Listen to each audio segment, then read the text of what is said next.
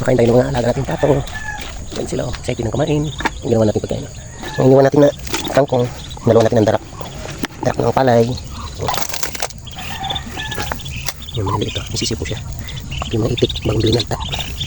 Kainin din natin.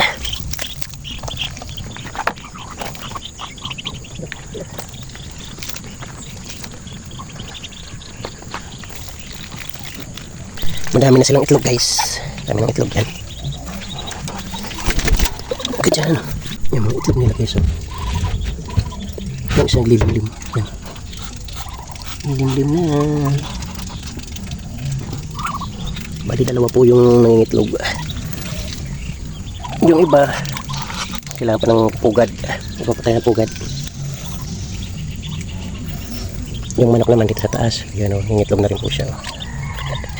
At sa mga nang tingin mo, have a nice day.